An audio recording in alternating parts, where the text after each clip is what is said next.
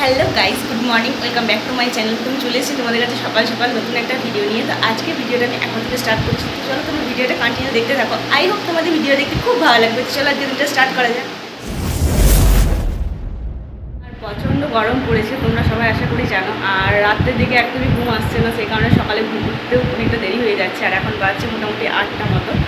তো উঠেছি আমি 7:30 পৌনে 8টা নাগাদ। যেহেতু রাত্রে প্রচণ্ড গরম, রাতে ঘুমই আসছে না, 1টা 2টো পর্যন্ত ঘুমের কোনো বংশই আসছে না। তারপর ভোর দিকে ঘুমটা আসছে, সেই কারণে সকালে উঠতে দেরি হয়ে যাচ্ছে। আর টুকটাক কাজবাজগুলো আছে, আর গরম হলে কিছু তো করার নেই, কাজ করতেই হবে। তো চলো কী করি না করি তোমাদের সাথে আজকে দিনটা সবটাই শেয়ার করবো, ভিডিওটা দেখতে থাকো। উঠে জাস্ট ব্রাশ করেছি, আর এই গরমের মধ্যে চা খাইনি, শরবত খেয়েছি। আর এই যে দেখতে পাচ্ছি চুলটা পুরো উল্টাল হয়েছিল, এই গরম। আর যেটা আমার বিয়ের পর থেকে কন্টিনিউ চলেই যাচ্ছে, চুল উঠে যাচ্ছে, কিছু তো করার নেই। যে থাকার সে থাকবে, আর যে যাওয়ার সে চলে যাবে। তো চলো এখন টুকটাক কিছু কাজবাজ আছে। আর আমি সকাল থেকে মোটামুটি যারা আমার রেগুলার ভিডিও দেখো যে কী কী কাজবাজ করি তোমরা সবটাই জানো। যেমন এই যে বিছানাটা পরিষ্কার করি, তারপর ড্রেসিং টেবিল, এই টুকটাক জানালা এগুলো পরিষ্কার করি, তারপর ঘরটা মুছি, হালকা সবজি কাটি। তো চলো সবটাই আজকে দিনটা তোমাদের সাথে সবটাই শেয়ার করি, যেহেতু ডেলি ব্লগ শেয়ার করছি। দেখতে থাকো তোমরা ভিডিওটা।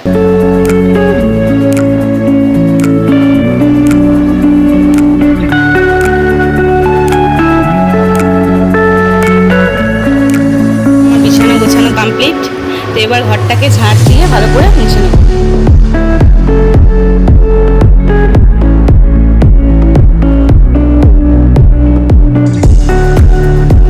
প্রচণ্ড গরম ছিল, আর কাজবাজগুলো মোটামুটি করে নিয়েছি, তোমাদের সাথে আর শেয়ার করা হয়নি, টুকটাক শেয়ার করেছি। তো এবার ওয়েদারটা একটু ভালো হয়ে গিয়েছে, মেঘ করেছে, আর হাওয়া দিচ্ছে প্রচণ্ড। তোমাদেরকে একবার জানলাটাই দেখায় যে কতটা হাওয়া দিচ্ছে। ওয়েদার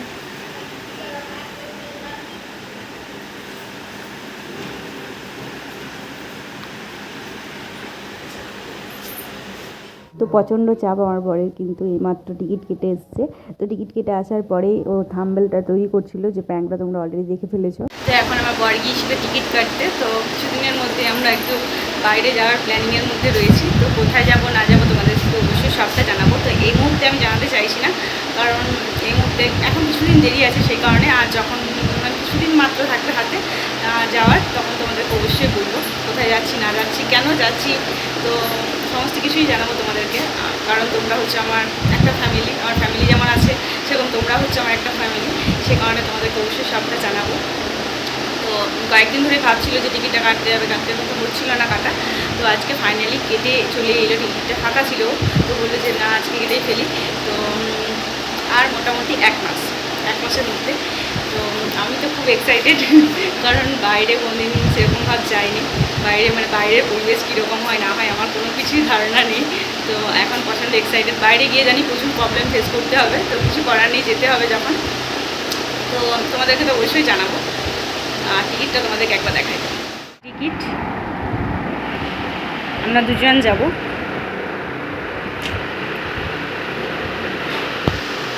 এই যে টিকিটটা।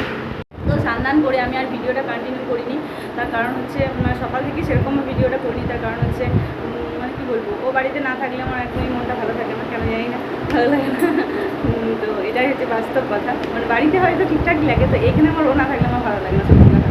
তো সেই কারণে এখানেই বসেছিলাম কন্টিনিউ, কিন্তু ভিডিওটা আমি আর কন্টিনিউ করিনি।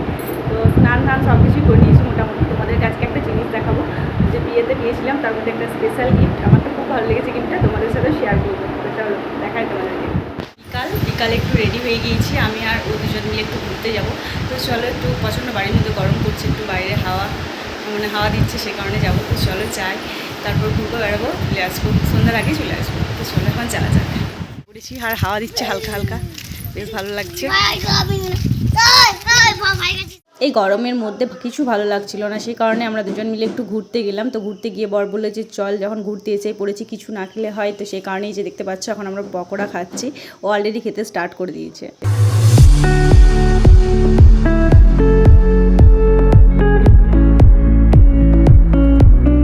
ঘুরতে গিয়েছিলাম, ঘুরবো কি ঘোরাই হলো না, শুধু কয়লার কালি, সে কারণে বললে যে চল। আরও কত কিছু বললো, সেগুলো তোমাদেরকে আর বলছি না। অনেক কিছু বলেছে আমার সাথে ঘুরতে, রাস্তা দিয়ে নাকি কেউ ঘুরতে যায় না, আর অনেক কিছু। সে কারণে ভাবলাম যে না ছাদেই হাওয়া খাই। হাওয়া যদিও দিচ্ছে না খুব একটা।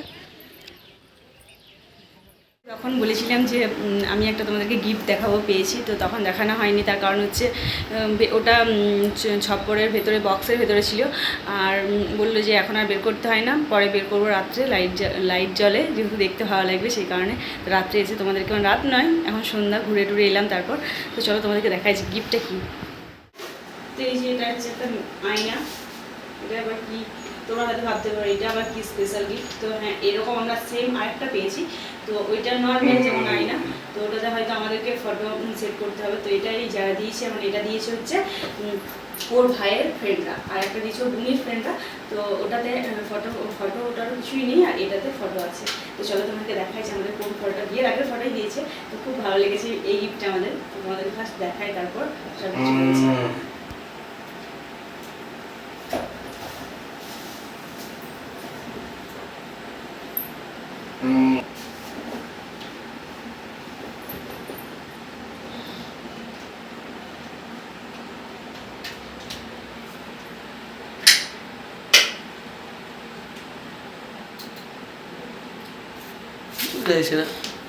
আচ্ছা না, তো এই যে হচ্ছে গিফটটা। এটা নর্মালি একটা আয়না। তো এই যে আয়না দেখতে পাচ্ছ, আর এটা সুইচে দিয়ে দিলে চার্জারে পিনে দিতে হয়। এই যে আমাদের ফটো। তো এই ফটোটা ওরা নিয়েছে হচ্ছে, মানে ওর ভাইয়ের ফ্রেন্ডরা নিয়েছে হচ্ছে কমিউনিটি পোস্ট থেকে, ইউটিউবে। তো খুব ভালো লেগেছে এটা, আমার খুব ভালো লেগেছে। সেম আরেকটা আছে কিন্তু ফটো নেই, তোমাদেরকে বললাম। যে তোমাদের কেমন লেগেছে গিফটটা তোমরা কিন্তু কমেন্টে অবশ্যই জানাবে। আমার খুব ভালো লেগেছে এটা।